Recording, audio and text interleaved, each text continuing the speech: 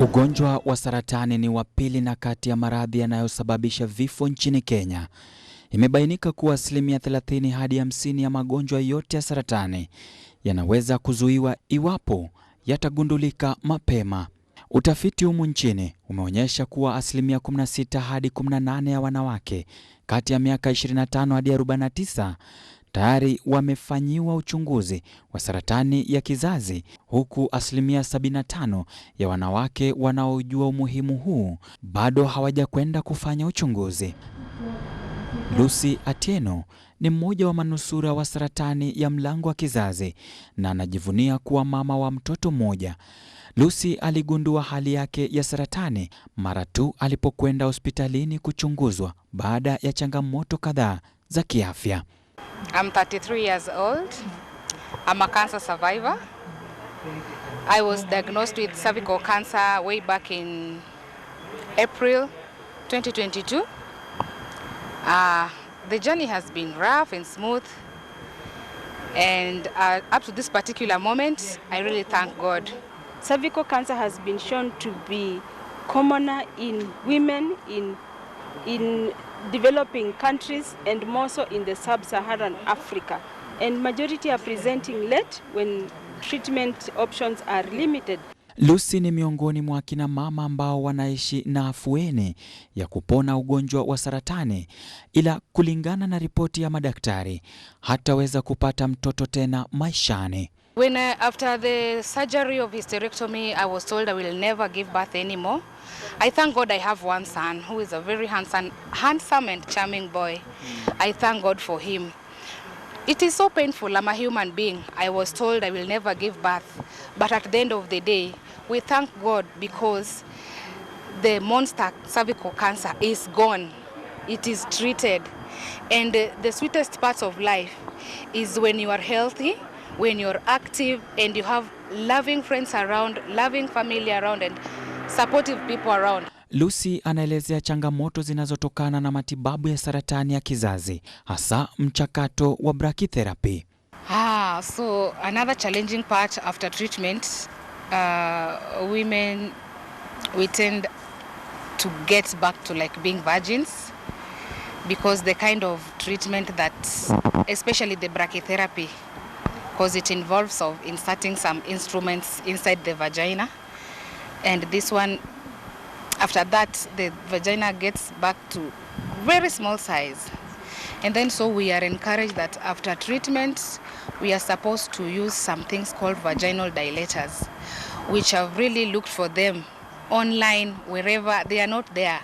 And if you find them... What are vaginal dilators? So the vaginal dilators, they are like penile model that women who have finished their brachytherapy are advised or they are encouraged to use it to help their vagina dilate in the normal size so that it becomes flexible when they are doing sexual intercourse or for their next clinic visits, because after every 2 months we are supposed to come for again reviews, and the doctors will have to do for us vaginal examinations, and without dilating the vagina, even the fingers of the doctor cannot penetrate the vagina. So it's not easy. So the doctor even advised us we can use candles. We shape these normal candles, like these ones for 20 shillings. You shape, then you insert them inside a condom, then you use a lubricant, then you try penetrating. For me, it has not worked because it is too painful. Every time I try, I start bleeding. So I stopped. And for that matter, I cannot do anything much about it because there are no drugs that will be given to you so that your vagina dilates. Lucy anafuraha kubaini tatizo lake mapema, swala ambalo limempunguzia gharama kipindi alipokuwa kwenye matibabu. Because if I didn't go for a medical checkup, I think I would be bedridden somewhere else. And because of many kind of UTI infection, painful intercourse, abnormal discharge from the vagina, those are the things that made me so uncomfortable, and I went for treatment. Though I had several misdiagnoses, but I thank God when I went to Jaramogi Teaching and Referral Hospital, Kisumu, I was given the correct diagnosis and I started my journey. Our government has also tried to encourage women when they're going for their antenatal clinic, when they're pregnant or during delivery process, all that time they can be screened for cervical cancer. And this can pick early cancer or even precancerous lesion where treatment is cheaper. Let us not have that misconception that young women who are below the age of 45 can never get cervical cancer. Cervical cancer, anybody who is sexually active from the age of 20 to 49 can get it. Kulingana na Daktari Catherine Nyongesa, uchunguzi wa mara kwa mara ndio njia rahisi zaidi kuepuka aina yoyote ya saratani. Somebody has cancer, they fear that they are going to die. The bottom line is we are all going to die. Okay? Whether you have cancer, you don't have cancer, we are all destined to die. Unfortunately, when one has cancer, depending on the stage, the chances of you going much earlier is higher, and that is why we recommend that if you have cancer, you go for treatment. And this is based on research, and research has shown that if you have cancer and you undergo treatment, your survival rate is increased. The chances of you living longer is increased.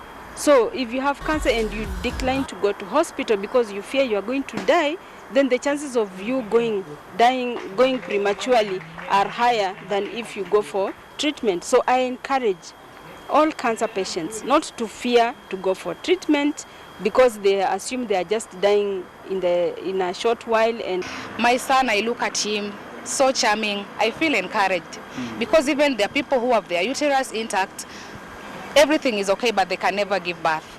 I thank God that I have one son, even if I'll never be able to get any more children. Kulingana na utafiti unaohusu viini vya human papilloma virus na saratani ya mwaka 2021, Kenya ina idadi ya wanawake milioni 16.2 wenye umri wa miaka 15 na zaidi ambao wako katika hatari ya kupata saratani ya kizazi.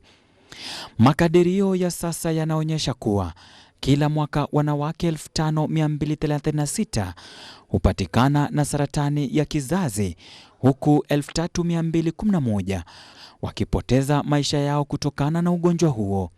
Saratani ya kizazi ndio ugonjwa wa pili kati ya aina za saratani zinazowakumba wanawake nchini Kenya, na pia ikiwa ni saratani ya pili kwa wanawake walio kati ya miaka 15 na 44.